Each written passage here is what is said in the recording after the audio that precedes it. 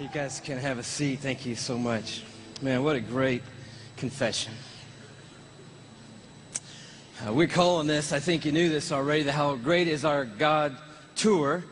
Not just because God has given Chris this phenomenal song that circled the globe, but we're calling it the How Great Is Our God Tour because we are here tonight worshiping a God that is far beyond anything we could ever dream of or imagine. We are here tonight to worship a huge, massive God of grace and glory.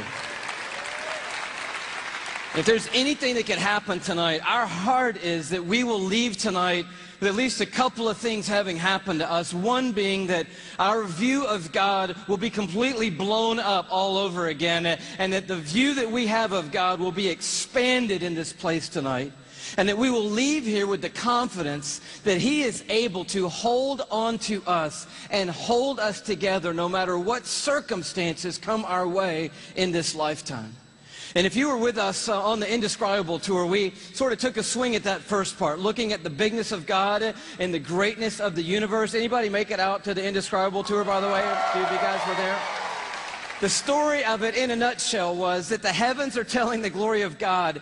Their expanse declares the work of His hands. In other words, all you have to do is look up and you see the size of the God that we're worshiping tonight. We ended that, just a little review, with this galaxy right here, the Whirlpool Galaxy. You're like, man alive, we're talking about astronomy at a Christian worship service. Why not? The God that we're worshiping tonight is the one who created that right there. It's called the darling of astronomy. The reason why is it's sitting completely perpendicular to us on Earth, and when we look up at it, we get this beautiful view. But check this out. The Whirlpool Galaxy is 31 million light years away from where you're sitting right now. Okay, they got nothing in here tonight. 31 million light years away. That's just the first little thing we got to catch up with tonight. By the way, the story opens like this. In case you forgot, in the beginning, God created the heavens and the earth, and He said, "Let there be light," and there was light. And that was a phenomenal moment when that happened, because light came out of the mouth of God traveling 186,000 miles a second. That's how fast light is traveling through the universe. And so a light year, therefore, is how far light travels in 1 year, and I'll do the math for you. It's 5.88 trillion miles is a light year. So, as we talked about before, when you start to get around in the neighborhood of God, the mile is not going to help you. The yardstick, the ruler, the tape measure, these things are of no value in the universe that God has made. We're using a ruler called a light year that's 5.88 trillion miles long, and if you'd like to go to the Whirlpool Galaxy, be my guest. All you have to do is multiply 31 million, that's how many light years it is away, by 5.88 trillion miles, and that's the distance that you've got to cover. Anybody with me so far? I'm wondering, are there any science lovers here tonight? Because we're going to have a little scientific content tonight, and I need to know if anybody's going to be with me so far. So you do the math, or you could look at it a different way. You just have to travel 186,000 miles a second for 31 million years, and voila, you will arrive at the Whirlpool Galaxy. Second thing that's pretty stunning, given that our God made that, is it contains 300 billion stars. In that one galaxy, 300 billion stars. And it is one of hundreds of billions of other galaxies in the known universe that God has made. And it just reminds us all over again tonight, man, this God that we're singing to tonight, He's enormous. He's bigger than anything we've ever dreamed of. He's bigger than our wildest imagination of Him. But we ended by looking inside that thing, and this is pretty stunning. Those of you who've seen it remember, but the Hubble Space Telescope is circling the Earth at 360 miles above the Earth, and it takes amazing images of these galaxies and other phenomena of the cosmos, and it looked into that white core of the Whirlpool Galaxy, and lo and behold, there is a black hole in there. And we'd never seen it before until Hubble could take an image of it, and I found this on NASA's site, hubblesite.org. This is what Hubble sent back to us from 31 million light years away from the black hole core of the Whirlpool Galaxy. They send us back this image right here, and it's just crazy. It's crazy. It's the glory of God, the grandeur of God. It's the grace of God and the mercy of God everywhere we look. It's the imprint of God in all of creation, everywhere we turn. And tonight we just want to begin with the bigness of God, the grandeur of God all over again. We're going to do it by looking at 4 stars. Can you handle 4 stars tonight? The first one's easy because there's just one star in our solar system, and that star is called the sun. Thank you very much. Yes, it's our own star. It's there's an image of it for you, by the way. It's a little more fierce than we often think. It's 10,000 degrees Fahrenheit on the surface, but what I want you to see about it is how big it is. It's 93 million miles away, so when you're looking up in the sky, it's pretty good pace out there. By the way, light traveling 186,000 miles a second. It's only taken 8 minutes to cover that 93 million mile journey to touch your skin here in Atlanta, Georgia.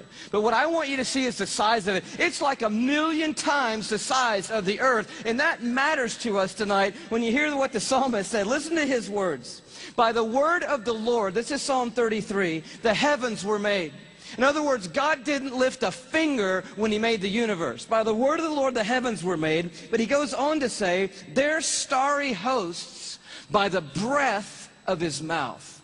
So we're looking at something so intense that we don't want to get any closer than 93 million miles away, which is what we are right now. And then we read that God just breathes out stars. It's crazy to think about it. 1,000,000 times the size of the earth. So here's a little perspective that sort of changed my life. If the earth were the size of a golf ball, okay, the sun would be 15 feet in diameter.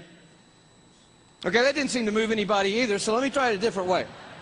Let me just try it just a different way. I thought I might need this, so I brought a golf ball, okay? So all through the evening, this is going to represent Earth, all right? So this is where we are.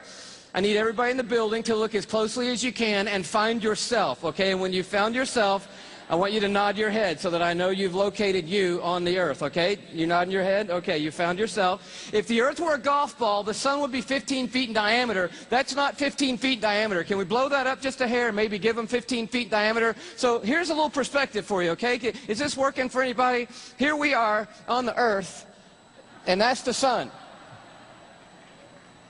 It's so big. It's so big you could put 960,000 Earths inside the sun. So if the earth were a golf ball and the sun were 15 feet in diameter, you could put 960,000 golf balls inside that 15-foot diameter sun. That's enough golf balls, by the way, because I know that seems like a big number, to fill a school bus with golf balls could fit inside the 15-foot in diameter sun. It's a massive star, and it's one of hundreds of billions of stars in the Milky Way galaxy, our cul-de-sac in the neighborhood called the cosmos that God has made. It's huge, and we're worshiping a star-breathing God tonight. But I want to tell you about the second star, okay? Because the second star absolutely wrecked my life. I heard about it when I was a high school student here in Atlanta. One of our youth leaders did a talk, and he mentioned this star. I didn't know how to talk to God for about 2 months after I heard about this star. It's called Betelgeuse or Betelgeuse. You can pick your pronunciation. I'm obviously going with Betelgeuse. And Betelgeuse is incredible. Here it is in the night sky. I know it doesn't look incredibly ferocious, but it's 427 light years away. So that's 427 times 5.88 trillion miles away from us right now. Draw it in a little closer with the Hubble Space Telescope, and you can start to get a little bit of the feeling of its intensity. But this is the crazy thing about Betelgeuse. Are you ready for this? Betelgeuse is twice the size. Are you ready? You think I'm going to say twice the size of the sun? Oh, no. It's twice the size of the Earth's orbit around the sun, Betelgeuse is. It's crazy. If the earth were a golf ball, Betelgeuse would be the height of 6 Empire State Buildings on top of each other. Now, come on. Have you seen the Empire State Building? I mean, maybe what you're going to need to do is gather the family, get a golf ball, get some plane tickets, and fly up to New York. And you're going to go into Midtown, you're going to take your golf ball and put it on the sidewalk outside the Empire State Building. Don't worry about people thinking you're crazy. They're not even going to notice you in New York. You're going to go across the street, you're going to look up at the Empire State Building and imagine 5 more Empire State Buildings on top of the Empire State Building. That's Betelgeuse, and that's the earth, and somewhere you're on it. emblems of Rome after Constantine saw this sign. Here's what's important. I got to go through this real quick. There are 3 crosses in heaven. Listen to me very carefully. First of all, there is the sign of the Southern Cross. It's the smallest of 88 modern constellations. It gradually was lowered below the European horizon. It was seen in Athens in 1000 BC, but it became so low in the sky that by 400 AD it was never seen above the Greek horizon. It can be seen all year long in the country of Australia because of where Australia sits. But here's what's important. The Southern Cross was last seen on the horizon in the time of Christ, and then it dipped below the horizon about the time of Christ's crucifixion. Now, it didn't happen instantly, but that's where it gradually began to go. Number 2 is called the Grand Cross. On August the 11th through the 18th, 1999, all planets except Pluto were either square or opposite of each other. Now, the Grand Cross is supposed to mark the end of one cycle and the beginning of another. The planets, listen to this, were in the emblem of the lion, the bull, the man, and the eagle. Now, by the way, the lion, the bull, and the man, and the eagle are the 4 emblems of the 4 living creatures around the throne of God. That would be Leo, Taurus, Aquarius, and Scorpio as far as the secular names are concerned. And so what happens is the planets form what's called a Grand Cross. And a Grand Cross, again, is considered to be a major sign of a shifting of time frames when it appears. And it happened in August recently, right before the year 2000. Here's the 3rd sign. This is the one I got to show you. This is really tough here. There are numerous galaxies in the universe, and a galaxy is a mixture of gases and stars. It's what's called the Whirlpool Galaxy, and that galaxy was discovered about the time America was getting its independence. If you take the Big Dipper, there's 7 stars in the Big Dipper, and actually the North Star is above the edge of the cup on the Big Dipper. That's the brightest star in the heaven. And you can see in the handle of the Big Dipper, right below it there, is what's called the Whirlpool Galaxy, 37 million light years away from us. The Hubble telescope did a picture of the center of the galaxy, of the Whirlpool Galaxy, and let me show you, this is an actual picture of what they found. It is actually a black hole with dust and gases that form in the center in the shape of a cross. And that's not a retouched photograph, that's the actual photograph right there. So you have 3 crosses in the heaven. The Southern Cross, you have the formation of the planets forming the Grand Cross, and you just had a cross formed in the center of the Whirlpool Galaxy. My conception is signs in the sun, moon, and stars. Isn't that interesting? Now, I'm going to offer you today a special offer that deals with cosmic signs in the heaven. If you want the teaching that deals with the 3 crosses that we just talked about, get it separate on the internet, and we'll make available to you a DVD where you can see it from one of our recent conferences, okay? I'll be right back and explain more in a minute.